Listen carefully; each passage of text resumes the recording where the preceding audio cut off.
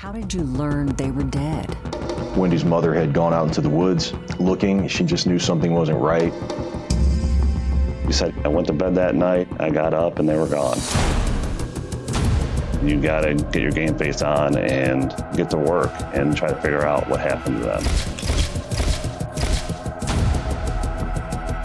We believe that Wendy was strangled to death, and this man had to look at his own son and had to conclude, he's a witness against me, and I can't have that. Was there anything in particular which implicated them? She overheard Peyton screaming, Mommy, get up, Mommy, get up, Mommy, get up.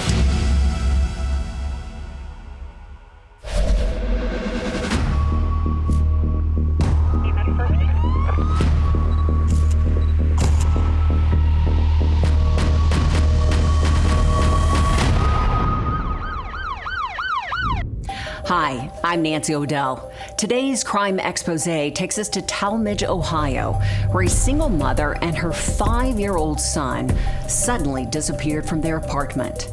2 weeks later, the bodies of Wendy and Peyton Ralston were found near their home. They had been murdered, and police suspected the killer was someone they knew.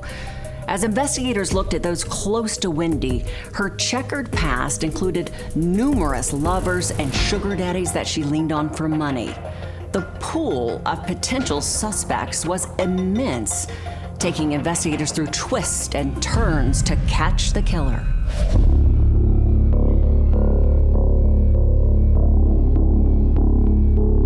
It was the morning of August the 7th. A frantic mother filed a missing persons report for her daughter Wendy and grandson, whom she had been unable to reach. Talmadge Police and Fire. I have a daughter that I'm very concerned, and I called the hospital, and they suggested I call you. 3 days later, Wendy's mother Marie visited her daughter's home. Getting no answer at the door, she searched behind the home for any sign of Wendy or Peyton. Wendy's mother had gone out into the woods looking. She just knew something wasn't right. She didn't feel her daughter would have gone away. She found what essentially was 2 small bundles wrapped with like a bed sheet, and then she immediately called the police, and our officers came out. Detective Bohan joined responding officers and the medical examiner at the disturbing scene. There was a large amount of insect activity and what appeared to be large bones in the bundles. We had numerous people coming out to the scene, and I was told that we probably have the remains of bones that represent probably Wendy and her son Peyton. And that was right behind their house, which is 574 Stone Creek, and it was found in a dense wooded area, and that's where the bodies were found. During the week that they were missing, the whole neighborhood was smelling decomposition, and they just thought that a deer or something had died in the woods. She had to close up her windows and things in the end of July because the odor was so bad. So I know you see a lot of things, but what was it like for you to be working on a scene like this? So when I arrived on scene, the medical examiner for the county was already on the scene as well. One of the packages had been kind of pulled open to expose the bones. The smaller package that was wrapped in a green blanket was still intact. And so we opened that, and immediately you saw a human skull and a giraffe stuffed animal in with the remains. So we knew they were human remains. Especially having kids of my own, you know, the emotions, you come in the job expecting to have to deal with this sometimes, especially when you come in a detective, but once you're actually dealing with it, yeah, it does kind of hit a little bit. And you do, unfortunately, represent, oh my God, you know, what if this was my child? You train for this, you gotta get your game face on and get to work and try to figure out what happened to them, because you're the one that needs to solve this. The bundles contained the remains of an adult and a small child. A state of Ohio criminal investigation team documented the crime scene and what was now a murder investigation. We knew that it was behind this residence where we had missing people. They could hear a male's voice saying, "Hey, is somebody back there? What's going on?" Turns out that was Dan Tye. Wendy's mother had told police that her daughter shared the apartment with her 5-year-old son Peyton and his father, Dan Tye. At this point, nothing suggested that Tye was involved in the deaths, but police couldn't be sure. At that point, we wanted to get Dan Tye locked into a statement as soon as we could. So when Dan spoke with detectives, what was his demeanor like? He was pretty calm for the situation, knowing that possibly his 5-year-old child and his ex-girlfriend was found. We pretty much knew, it was going to be them at that time, and he was not expressive about it. Tye told investigators that he and Wendy had an on-again, off-again open relationship. He claimed that Wendy had taken their son on a vacation with one of her boyfriends on July 23rd, 17 days earlier. He said, "I went to bed that night, I got up and they were gone." And he's like, "I didn't think much of it, but they just left."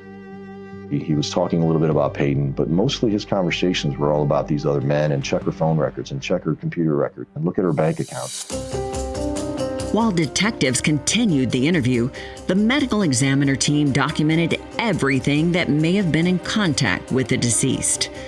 They discovered that the bodies had been moved from near the fence to a spot deep in the woods, the spot where Wendy and Peyton were found. We found some old electrical tape just in with the weeds. And so the presence of that around Wendy's body and then also at the first decomposition site also kind of links that as well. Investigators would have to do a deep dive into Wendy's many relationships, looking for someone who might be connected to the murders. Emotions were high, and they desperately wanted to find the killer, however long it took.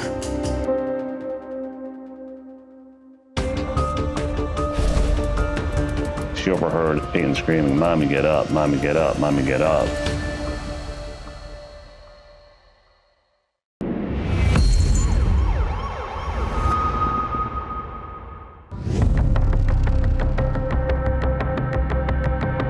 Investigators looked closely into Dan Tye's claims that Wendy Ralston had gone on vacation with a boyfriend 2 weeks before she and her son were found dead. The process was long and arduous. It required numerous interviews to confirm alibis of the men who knew Wendy. The investigation was further complicated because Wendy used several burner phones to contact the men. So with so many boyfriends, where did you begin your outreach? So we were doing our best to try to track down where she might have been. We were sending out subpoenas for a lot of the electronic services like Facebook and things. And because she had left her purse, the officers noted there didn't seem to be a lot of things missing from the home for someone who had been gone for 10 days. So we were trying to get the cell phone number, and she had a few of them. She had a pay-by-the-minute phone back then and another couple phones. And so we were trying to get with providers to ping her phone and get a location on them. Tye claimed that several of Wendy's boyfriends paid her for sex, something she had been engaged in for years. Police knew that the men might be less than truthful about their contact with a woman who had been found murdered. How did you examine Wendy's history and the contact that she may have had with the many men she knew? We subpoenaed all of Wendy's phone records, Wendy's emails. We found these guys, we interviewed them. We had alibis for every single one of them. You know, her background was a bit checkered. She had solicited in the past. In the days leading up to her death, she was trying to reach back out to some of these men that she met on websites to get money to pay her rent. And that was the real flurry of activity on all of her social media and text messaging, and that really clouded the investigation for a period of time. Investigators then learned that Wendy had an ongoing relationship with one man. They wondered if there may have been jealousy between Peyton's father, whom she lived with, and that boyfriend. Who was this man to Wendy? A legitimate boyfriend, I guess you could say. At this period of time, he had broken up with her. There was no contact prior to the exact time that we believe the homicide happened, which was most likely around July 23rd. In the midst of the investigation, the medical examiner completed autopsies on both victims. The advanced state of decomposition made finding a cause of death difficult. There was a fracture to her hyoid bone, which is in the throat. It's consistent with strangulation. There was a handkerchief that we found. It had some blood stains on it, Peyton's blood. He just put a handkerchief over his nose and mouth and smothered him.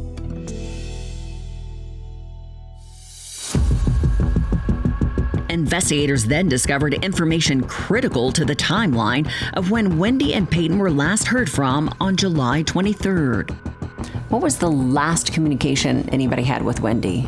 She had a text message thread going, and this guy was like, "Hey, I'd love to see you. You do anything tomorrow?" And she's like, "No, I'll be here all day." So here she's texting a guy saying, "I'll be here today when you come. I don't have anywhere to go but to return a movie." And then you have Dan saying, "Yeah, she went on vacation with the guy." And she replied to that comment at 10:15, and that is the last electronic signal of any kind we have.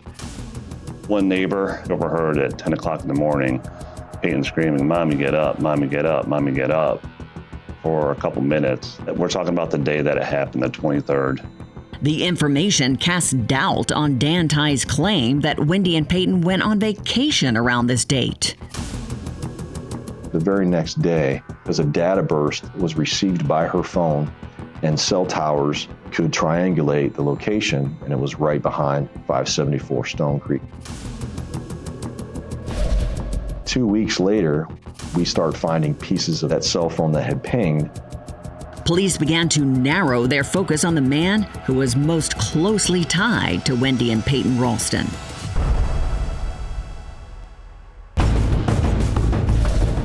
It was a circumstantial type of evidence, but everything just pointed to Dan Ty.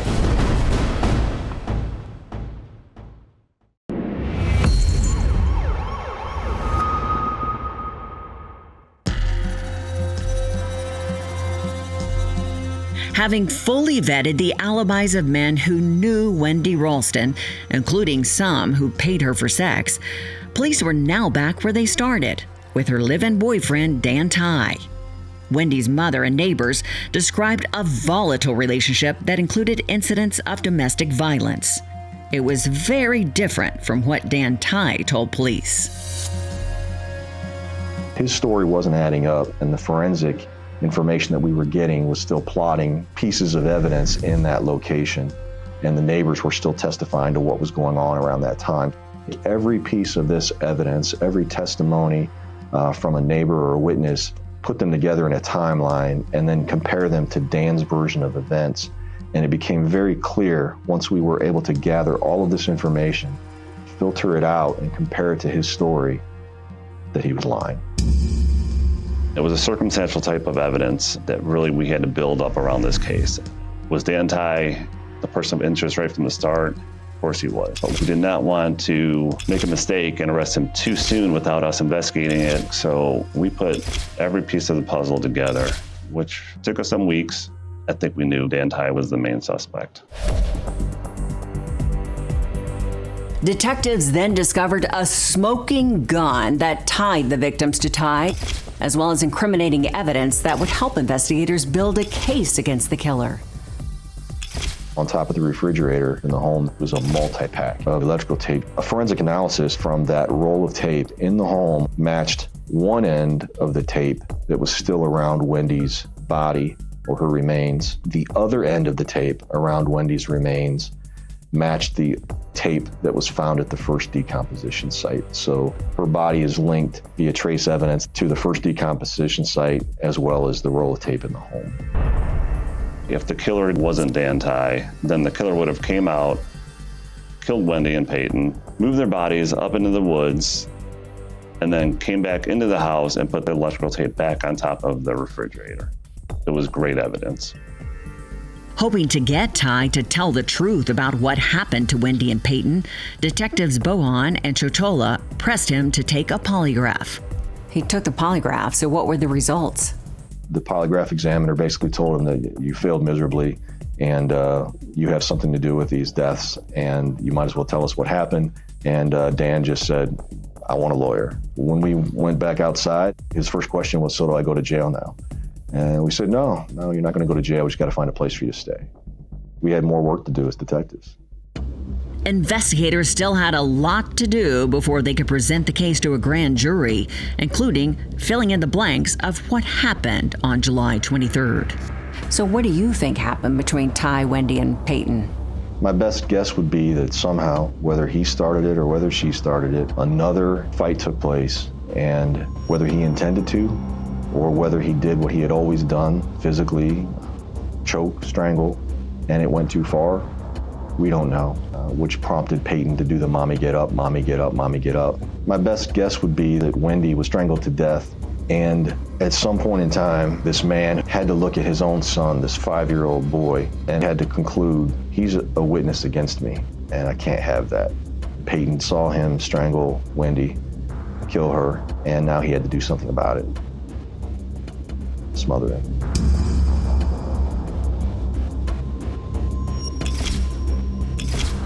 It was circumstantial evidence, but it was just the more we looked into it, the more stuff we gathered, all pointed to Dan Ty. A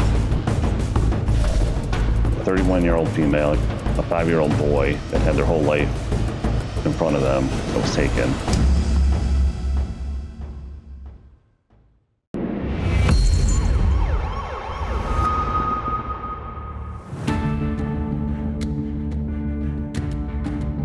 Dan Ty was tried and convicted of the murder of Wendy Ralston and his son, Peyton. Your actions are incomprehensible. They are monstrous. You declined to make a statement. You took that boy and his mother and you discarded their bodies like trash, and you left them there for the maggots to eat while you sat in the house and you ate pizza. He received 2 life sentences for the murders. So what feeling did you have when he was held accountable for what he did?